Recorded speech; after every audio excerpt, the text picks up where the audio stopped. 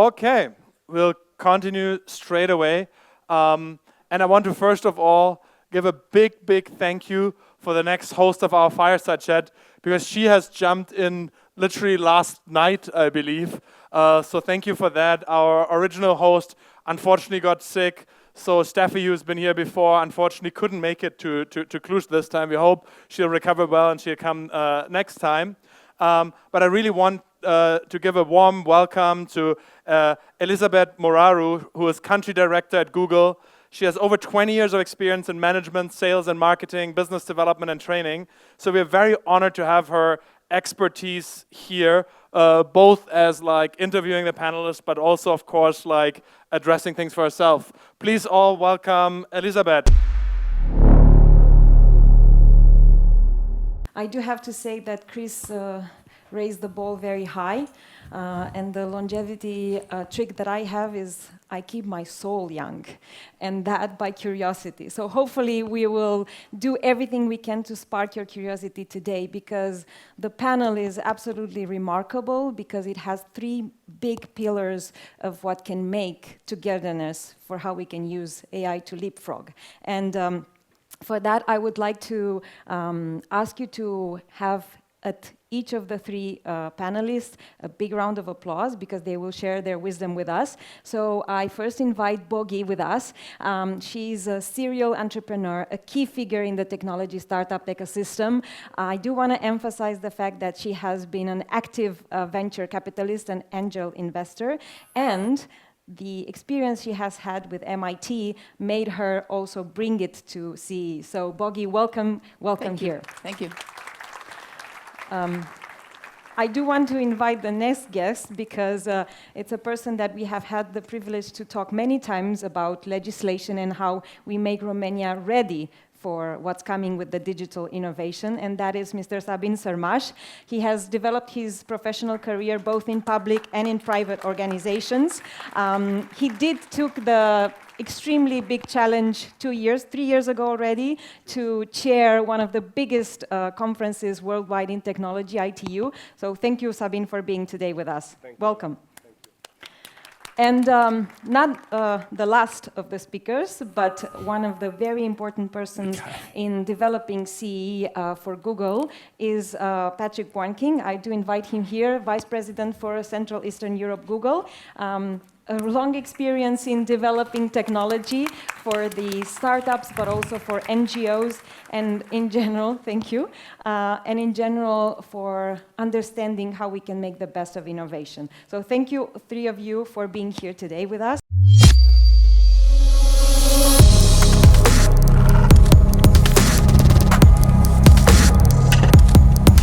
As you can imagine, I will dare to start with Bogi, because she represents the entrepreneurial arm, the investment direction, and we do want to understand what would you recommend us to start thinking or start doing in order to ensure that CEE as a region is not seen as a very fragmented part, but as a whole of opportunities for what we call leapfrogging. I actually like tiger leaping very much so these days. So let's start with that, Bogi, please. Okay, super. So maybe I give a little bit of context. I have been involved in reinventing Central and Eastern Europe since early days, since 1991. I'm originally from Poland, lived in the US for a long time, and you know, in the early 90s, everybody in Central and Eastern Europe worried about the lack of telecommunications infrastructure.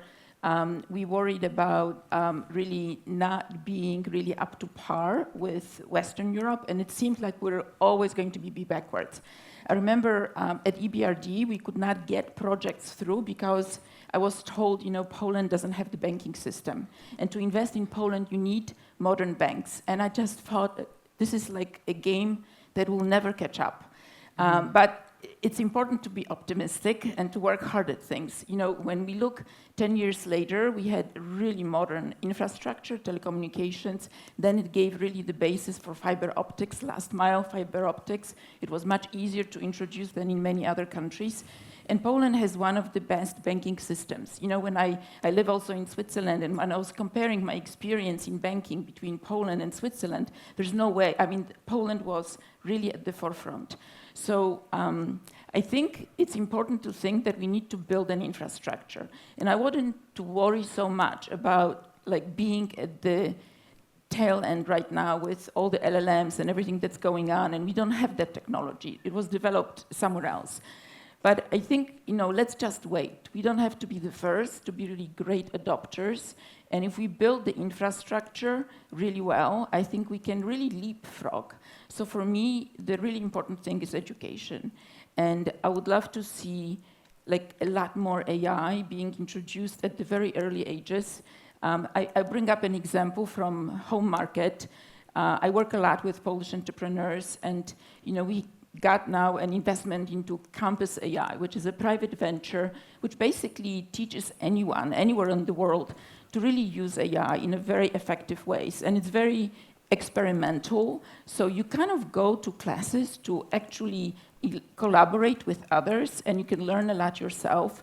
So just imagine if all the young kids and adolescents, you know, if we all knew AI really firsthand, it would create an enormous impact on our culture and the way we deal with technology, and will be a lot more technology savvy. And this could create really a very nice infrastructure foundation for building things, including tech startups. Thank you. We started talking about technology and education, so now that I go towards Sabine and ask him a question, he's also a recent dad, so he has to look up for his daughter's future and also the kids around us in Romania. So Sabine, let's talk a little bit about this as well. How can we make best of this opportunity in our region for education, with legislation maybe? I think it's working. Is it working? Or? Yes. Yeah, okay. Keep changing. I like that you are saying, and you are saying over and over again, that we have this opportunity. Indeed, from time to time, the god of technology is coming in mass digitally developed countries. And this is happening usually when, new technologies are emerging. This happened, as Bogi said, a while ago, and it happened especially in Romania, when fiber optic came to the market. While most of the countries in Europe were using communication infrastructure based on copper wires and so on, Romania didn't have at that time that much infrastructure for communication. So we started from the scratch with fiber optic. That's why Romania today has one of the best connectivity to the internet in the world. We are somehow in the same position. The god of technology came again in Romania and in the CEE countries again. But this time it's not about fiber optic, it's about AI. So we have indeed a huge opportunity. How are we going to use this? How are we going to capitalize on top of this? Is indeed by education. But I think before the education, we need to be bold as a region, as a country. I think we need to think about having an approach, an AI-first approach in our countries when developing a new product, when deploying a new public services that's offered digitally, when creating a new service, no matter if it's a public one or it's offered by a SME and so on. We need to think about how can we use AI first before trying to use other technologies or other stuff. And in order to be capable to start with this, indeed, we need education. Last time we had in Europe the year of competences. I don't know if the phrasing is the right one, and we had at least in declaration the strong focus on developing new skills for the population to raise the level of knowledge in digital field especially. But to be honest, nothing much happened. I think we need more than that. Let's imagine my grandma trying to use an application to, do an online payment. She's going to struggle probably. But the AI gives us the advantage of democratizing access to the technology.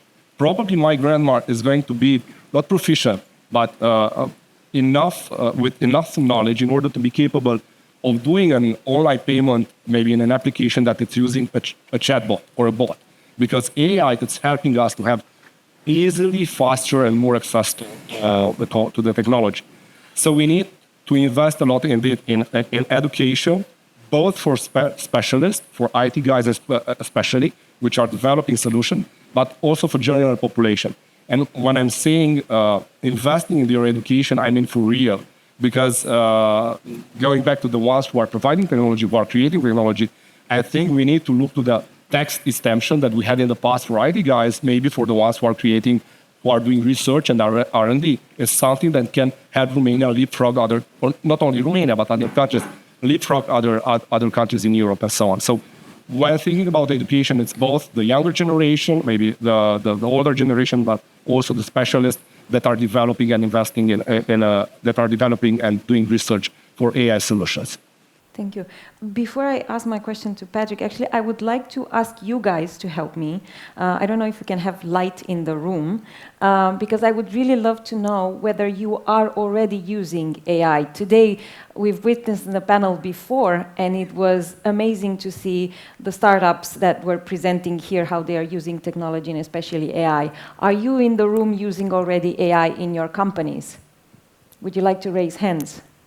And we'll try to spot you. So I'll guesstimate that it's around 30% in the room that are already using AI. So it's clearly more room for us to expand. So Patrick, considering that 30% in the room have already agreed with us that AI is potentially the opportunity in the future, what's your perspective on how we can leapfrog? Yeah, thank you. First of all, it's amazing to be back at Techsylvania. And it's an honor to be here with Bogi, with the entrepreneurial leadership track record. And Sabine, congrats to your latest very cool campaign.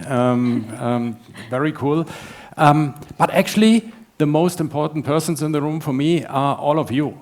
Because what if I tell you I believe that you actually can change the course of the country?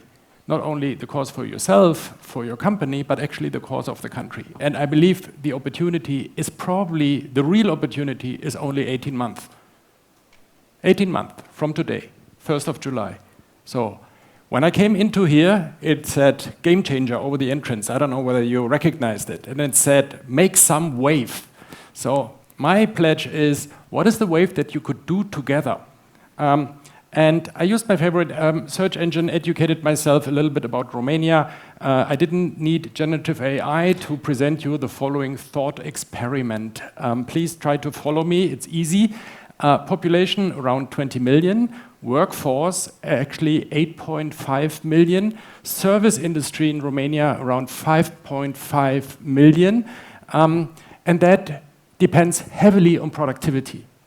What if AI really is a game changer in productivity? And what if that will only continue the success story of the service industry in Romania if the service industry gets up to speed on the latest productivity tools, which are powered by AI? So I fully agree with the education aspect. I'm not worried about the young people. My wife and I, we have 5 children. I see how children embrace this. I'm worried about the workforce because, and we are all part of the workforce, right? Our schedule is busy, our inbox is full. I had to change my complete mindset and how I work after 30 years of professional life because I had to free up 4 hours a week now to actually educate myself on the latest tools. And the tools are all available. It doesn't matter whether they are developed in Romania or Central Eastern Europe. They're actually available. The trainings are available as well. You, each of you, without being a computer scientist, can build a model or an agent to work on your specific business objectives. It's very easy. The tool is there. It's like Lego. But you have to sit down and learn a few things. And the next point is, you have to take people along, and this is where the wave comes, right? This is where you personally can make a difference. Because let's say 5.5 million workforce, service industry in Romania that actually will be the accelerating GDP with AI or staying behind, right? Then probably you need to take 50% of them with you in the next 18 months, so that they at least start playing with these tools and start educating themselves with the fundamental tools of AI. So that means that we have about, I think, 200,000 people in the tech ecosystem in Romania. If each of them would take 10 persons along, or at least 50% would take 10 persons, then it would get you to 1 million, more or less, right? And then if we could get a round table of large companies and maybe government, public-private partnership, to take along another 1 million, you would already have close to 50% of the workforce in the service industry in Romania. If they start using AI, productivity will increase, foreign investment into Romania will increase, unemployment will decrease, and startups will get more venture capital in the country. So productivity and innovation will accelerate. We have done a study, and that is what we see in CEE. Over the next 5 years, how much you educate yourself on AI and start using it will make a difference of 5 percentage points to the GDP of the country. And in my role, I have the pleasure to go to several countries. And what I see at the moment is that some countries are really embracing it. And one of the leading countries is Ukraine, actually. If you look what they do with the MIA and MRIA app in e-government, they have as benchmark Estonia. That's what they tell us. That's amazing, right, in the current situation, right? So some countries are embracing it and pushing it and trying to take millions of people along in the basic education, which is free of charge, available for anybody today online, right? And some other countries cannot find this initiative and are not capable at the moment to create the wave. So it's up to all of you. Thank you. It deserves a round of applause, right? We have to be bullishly optimistic about what we do, right? Because otherwise we wouldn't be here. But actually, Ella, you are maybe the best person. You are deep into AI initiatives in Romania. Maybe you could tell us things that are already happening. Oh, totally. It's a sponsorship moment then. Please allow me. Let's take just 3, because I really want to spend more time with you. I would very much emphasize the work we do, because there is a grant that soon will be announced on $1 million on cybersecurity. This is a very important area, and the sponsorship, the granting is for universities, so very important element that we are touching. Another partnership that I would like to commend is with the National Institute of Administration, because what we want to do is to bring these digital skills, especially AI, to civil servants, and this is a partnership that expands to Moldova, so one of the reasons why we are proud. And another element that I would say, without which I wouldn't be Ella, is the partnership we have with the National Confederation of Women Entrepreneurs. We sponsor and we support the education of women entrepreneurs so that they spike the ceiling or the glass or whatever there is, so that they can be the entrepreneurs of today and tomorrow. I want to come back to you, because you've already mentioned a few countries that are examples of how they're taking this opportunity. So, Bogi, if you allow me, you mentioned Poland, Patrick has mentioned Ukraine, Estonia. What are elements or countries that you would also highlight here? Same or others, and why? Well, the Baltics, for sure, are really a terrific example. Tiny countries that managed to really leapfrog. I mean, they already showed us that it's possible. And I'm thinking of, you know, how easy it is to organize a company in Estonia and actually liquidate a company, because not only founding it, but liquidating it is super important. Because as we know, in our life, you know, we start things, they don't work out, we have to change things around. And not spending time on administrative tasks is super, super important. So I think the next one, right after education, I would put administration to make our life easy. That administration really digitizes extremely well, so we don't have to really stand in line for things, arranging, you know, small chores. So we have time, as Patrick mentioned, we need to find the time. And I think if the government cooperates and makes it easier for us, it would be terrific. So for me, the Baltics, the way they operate, the way they organize is really terrific. Switzerland is an interesting example, because, you know, Swiss are extremely organized by their nature. And initially, when I moved there, it was difficult for me to adjust to that culture because it seemed very rigid. But then I've realized how easy it is to actually rely on a certain stability, on certain predictability, and that if you don't have chaos around you, it's just much easier. So I think for our region, because of all the things that we went through, and I think we breach a lot of cultures. I think putting a lot more focus on organization and using AI to help us with organization could be very helpful in our everyday life. But I think administration for me is a higher priority. You know, I mentioned this as an example. Thank you. It's interesting that we have two people here who represent a swap of direction, because you, Bogi, went from Poland to Switzerland, and Patrick has discovered Poland and CEE from Switzerland coming. So, Patrick, would you like to also comment now from this mirroring perspective? Maybe I can quickly build on that. Please. Yes, I moved from Switzerland to Poland, actually, to the CEE region. And why did I do that? Because I believe this region will actually make the future of Europe. Here, the future of Europe will be decided in terms of democracies, in terms of innovation, talent. This region is ahead in STEM talent, and actually also GDP growth. It's above average. I'm simplifying now. That's always dangerous, but just to give you the picture, I think the countries where I come from, Switzerland, and neighboring countries, including Italy, France, and Germany, they're kind of defending the past in many areas, right? And these countries here, they're embracing the future. So Tiger Leap, Leapfrog, that is actually the opportunity. And it's also defending the values of Europe. So I really think this region has a huge contribution. I say one positive thing about Switzerland, because I'm Swiss, I just want to make sure I'm a little bit balanced here. So if not, I'm not allowed to re-enter the country.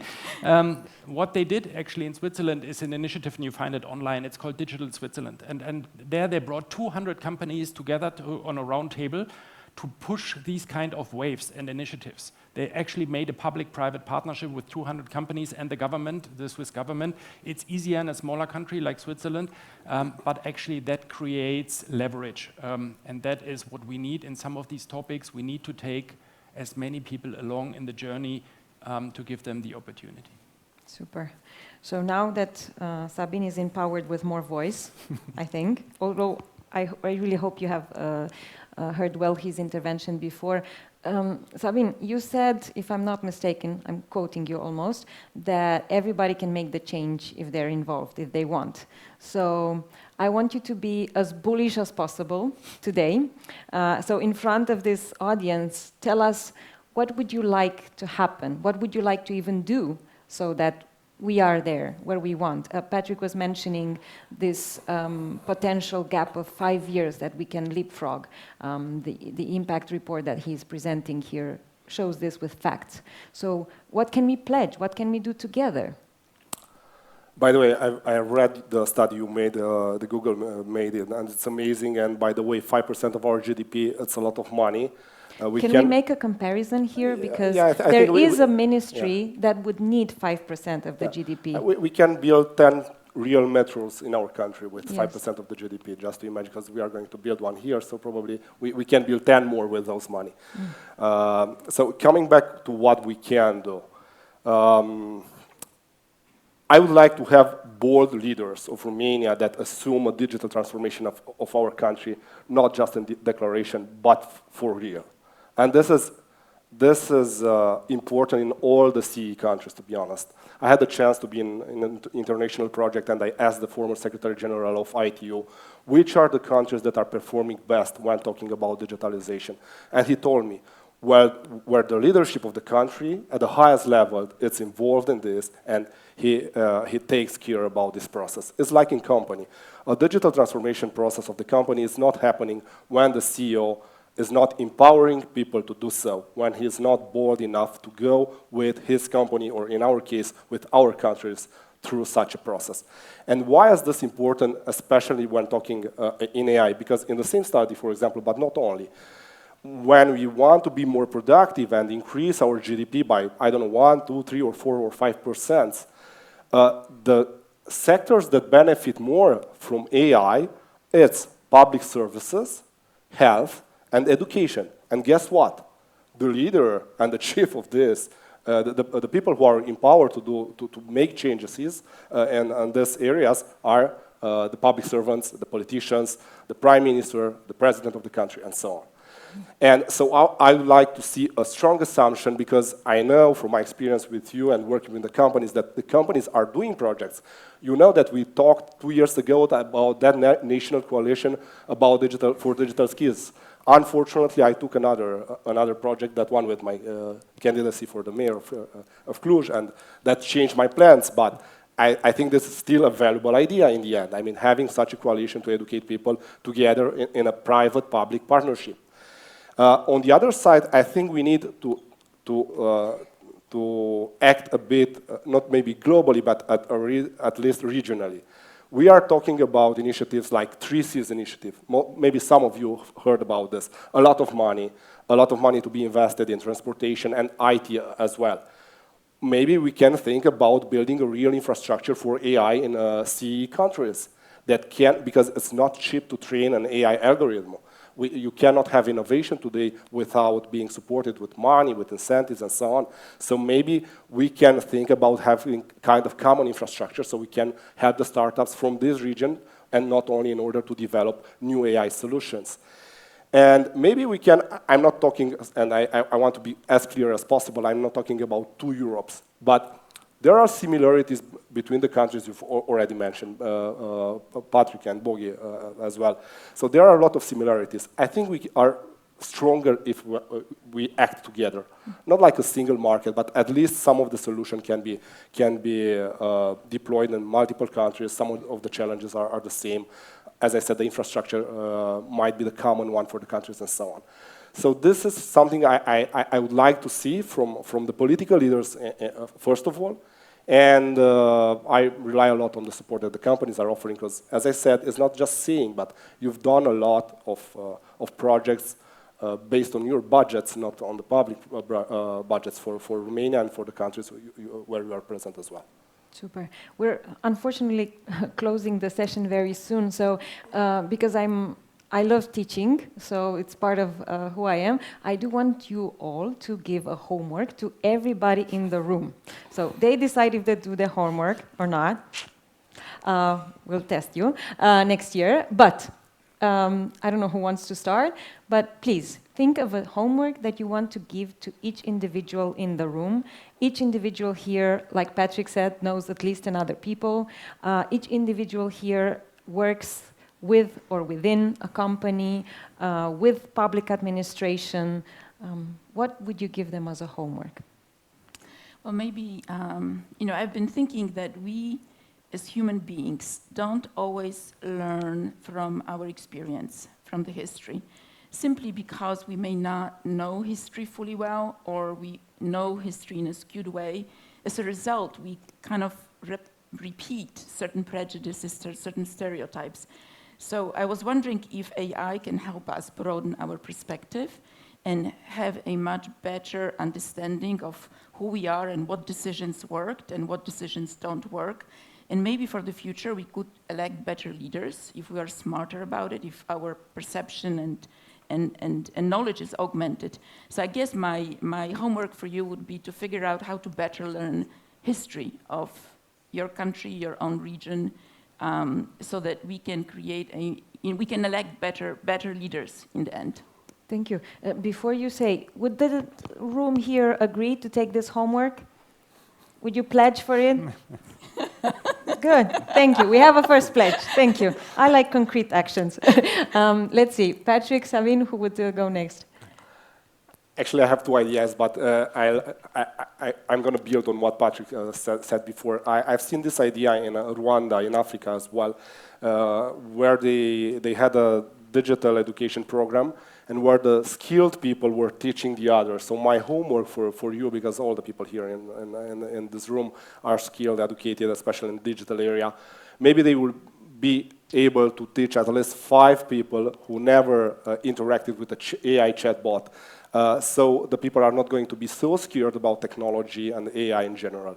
And this is one thing, and for those who are a lot passionate about technology, maybe just try to be involved in the AI for Good projects of the United Nations, beautiful projects that are doing a lot of good for humanity.